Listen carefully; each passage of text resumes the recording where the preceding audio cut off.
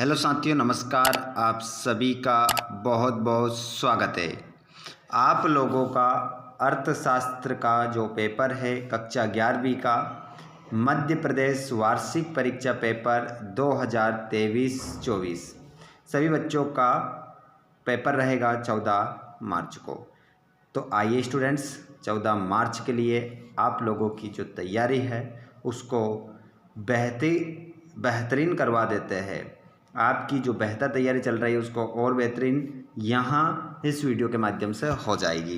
तो सभी बच्चे जितने भी हमारे कक्षा 11वीं वाले हैं इस क्लास को देख रहे हैं, आप सभी एक बार अपने दोस्तों को ज़रूर शेयर कर दीजिएगा और चैनल को सब्सक्राइब नहीं करा हो तो चैनल को सब्सक्राइब कर लीजिएगा ताकि आने वाले वीडियो का नोटिफिकेशन आपको मिल सके। चलिए स्टूडेंट्स, स्टार्ट करते हैं हम पहले प्रश्न से।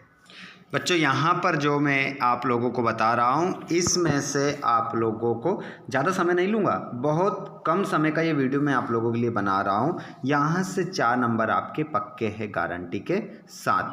आ जाइए सभी स्टूडेंट्स, पहला प्रश्न है आप लोगों का, जब आप वस्तुएं खरीदते हैं तब आप हैं तो उस समय आप क्या होते हैं बच्चों? उपभोक्ता होते हैं। तो आंसर क्या हो जाएगा आपका? उपभोक्ता।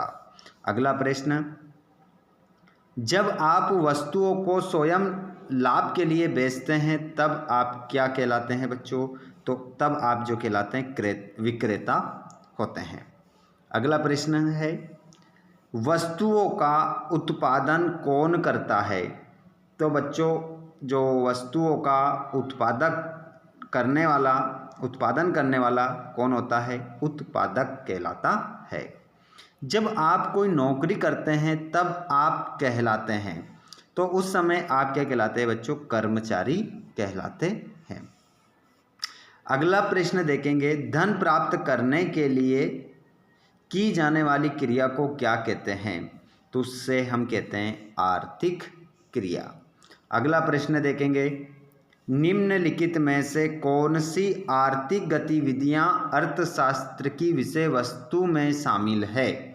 तो इसमें आपका आंसर हो जाएगा बच्चों, इसका आंसर आप लगाएंगे, आपका क्वेश्चन नंबर है 6, छठे का जो आंसर लगाएंगे आप वो लगाएंगे बच्चों, असीमित आवश्यकताओं से आर्थिक संबंधित आर्थिक गतिविधियां और दूसरा सीमित संसाधनों से संबंधित आर्थिक गतिविधियां। तो मतलब आपका आंसर जो हो जाएगा सी हो जाएगा। ठीक है, मतलब ए और बी दोनों आंसर इसमें आपका क्या है? सही है। तो सी ऑप्शन हम सही लगाएंगे। अगला प्रश्न आप देखेंगे, गलती किसी प्रकार की नहीं करना है। यहाँ से 4 ऑब्जेक्टिव आपके बिल्कुल साफ साफ बताए जा रहे हैं, पक्के आएंगे। निम्न में से कौन सी आर्थिक क्रिया है? तो यहाँ पर आपका जो आंसर हो जाएगा उपभोग, वितरण, उत्पादन, मतलब ये तीनों ही है। तो ऑप्शन हम कौन से के साथ जाएंगे? डी के साथ जाएंगे। अगला क्वेश्चन 8वां, मेरा दोस्त अतुल एक गायक है के 2 क्रियाकलाप नीचे दिए गए हैं।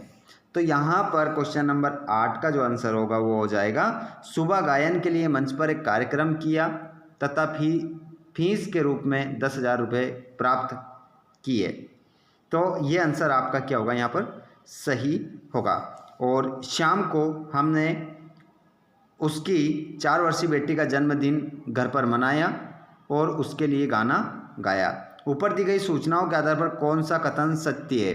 तो यहाँ पर जो आपका आंसर होगा, क्रियाकलाप एक जो है आर्थिक क्रिया है और दूसरा गैर आर्थिक क्रिया है। तो ऑप्शन हम ए के साथ यहाँ पर जाएंगे।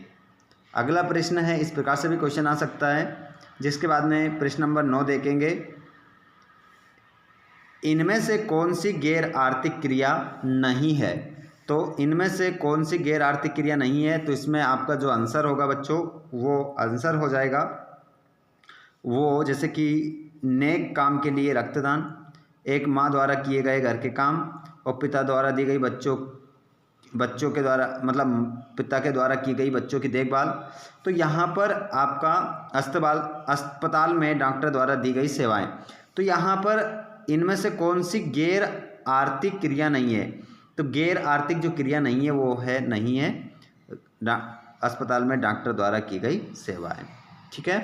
अगला क्वेश्चन, कोविड-19 से संक्रमित लोगों की संख्या में प्रतिदिन 10,000 तक की वृद्धि हो रही है। तो यहाँ पर तक की वृद्धि हो रही है, गुणात्मक मात्रात्मक उपरोक्त दोनों ही, इनमें से कोई नहीं। तो यहाँ पर आपका आंसर होगा उपरोक्त दोनों, मतलब गुणात्मक या मात्रात्मक क्या हो रही है, वृद्धि हो रही है। रिक्त स्थान देख लीजिए। तो रिक्त स्थान हमारी इच्छाएं होती है। तो बच्चों आप सभी को बताएं, हमारी जो इच्छाएं होती है वो क्या होती है, असीमित। हमारी इच्छाएं कैसी होती है, असीमित होती है। अगला प्रश्न, सभी आर्थिक क्रियाओं की जड़ है। तो सभी आर्थिक क्रियाओं की जो जड़ है वो यहाँ पर क्या हो जाएगा आपका, आवश्यकताएं। आवश्यकताएं जो होती है सभी आर्थिक क्रियाओं की क्या होती है, जड़ होती है। तो इस खालिस्तान में ये आ जाएगा। उसके बाद उत्पादकों के पास जो संसाधन होते हैं वे भी होते हैं। तो वे कैसे होते हैं बच्चों, सीमित होते हैं। ठीक है, सीमित। ध्यान रखिएगा, पेपर में छपने वाले क्वेश्चन बता रहा हूँ, 100% 4 ऑब्जेक्टिव यहाँ से आपके आएंगे। अगला क्वेश्चन है, उत्पादन उपभोग वितरण क्रियाकलाप है। तो यहाँ पर आपका जो आंसर होगा आर्थिक। 5वें वाले में क्या लिखेंगे आप, आर्थिक क्रियाकलाप है। सांख्यिकी नीति निर्माण में है। तो यहाँ पर क्या है आपका, सहायक। इसका आंसर क्या आ जाएगा, सहायक आपका आंसर होगा। चलिए आगे हम बढ़ते हैं अगले प्रश्न की ओर। अब यहाँ पर हमें सत्यापत्य बताना है। चलिए बता देते हैं सत्यापत्य। उपभोक्ता निश्चित आय और कीमत के आधार पर वस्तुएं खरीदता है। तो इसका आंसर क्या होगा, सत्य। उत्पादक बाजार के लिए उत्पादन करता है। तो इसका आंसर भी क्या होगा, सत्य। और मजदूरी ब्याज लाभ को वितरित करना वितरण है, सत्य। और आर्थिक क्रियाएं आम जीवन के कारोबार को प्रभावित करती है। तो इसका आंसर भी सत्य। चुनाव की समस्या का अर्थशास्त्र में अध्ययन नहीं किया जाता है। तो इसका आंसर आपका असत्य हो जाएगा। सांख्यिकी केवल गुणात्मक आंकड़ों से सरोकार रखती है। तो ये भी असत्य होगा। और सांख्यिकी के निष्कर्ष औसत रूप में सत्य होते हैं। तो इसका आंसर आपका सत्य होगा। और सांख्यिकी आर्थिक समस्याओं के विश्लेषण में सहायक होती है। तो इसका आंसर भी आपका क्या होगा, सत्य होगा। ठीक है, तो इस प्रकार हमने क्या देख लिया, सत्यापत्य देख लिए। अब यहाँ पर हम क्या देखेंगे, जोड़ी देखेंगे। जोड़ी देखेंगे और एक शब्द में उत्तर देखेंगे। फिर मैं आप लोगों को 2-2 नंबर के प्रश्न बताऊंगा और जो आप लोगों की परीक्षा में आने के लिए पूर्ण संभावना रखते हैं वही क्वेश्चन बता रहा हूँ, बिल्कुल ब्लूप्रिंट के अकॉर्डिंग बता रहा हूँ, ताकि हमारे सभी स्टूडेंट अच्छे मार्क्स प्राप्त कर सकें। लेकिन मैंने अभी तक देखिए 7-8 मिनट हो चुका है, अभी तक एक भी बच्चे से ये नहीं बोला कि आप शेयर कर दीजिए अपने दोस्तों से। तो एक बार आप सभी से मैं बोलूँगा कि हमारे सभी भाई बहन इस वीडियो को अपने दोस्तों तक ज़रूर शेयर करें। और आप चैनल पर पहली बार आए हैं तो चैनल को सब्सक्राइब जरूर करिएगा बच्चों, ताकि आपको हमेशा इसी प्रकार वीडियो मिल सके। चलिए देखिए, जोड़ी देख लेते हैं।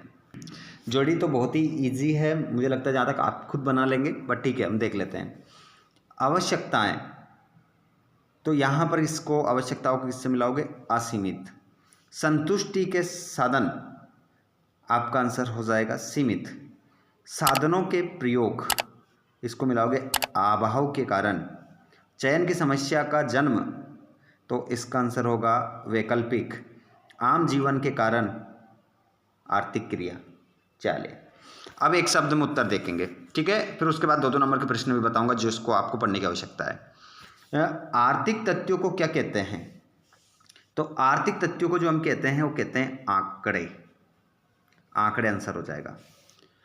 अर्थशास्त्र में उपायों को किस रूप में जाना है, तो आंसर हो जाएगा नीतियां। नीतियां आपका आंसर होगा। अर्थशास्त्र में अधिकतर आंकड़े कैसे होते हैं, मात्रात्मक होते हैं। आंसर क्या हो जाएगा, मात्रात्मक। ये आदता नहीं है, आदता ये एक ही है, मात्रात्मक होते हैं। और ऋणात्मक आंकड़ों के अतिरिक्त अर्थशास्त्र में कैसे आंकड़ों का भी प्रयोग किया जाता है, गुणात्मक आंकड़ों का।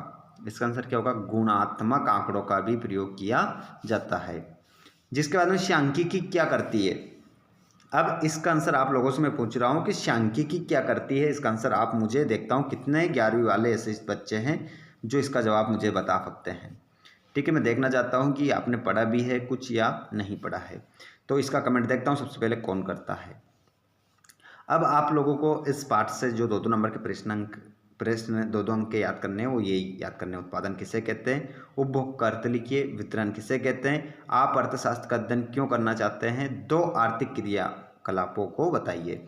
अगर ये प्रश्न आप पढ़ेंगे तो बहुत अच्छे अंक आप प्राप्त करेंगे। तो यहाँ से अगर आप इतना पढ़ते हैं तो 6 अंक यहाँ से आपके क्या होते हैं, पक्के होते हैं, क्योंकि 4 तो आएंगे ऑब्जेक्टिव और इन्हीं में से एक आएगा 2 नंबर का प्रश्न।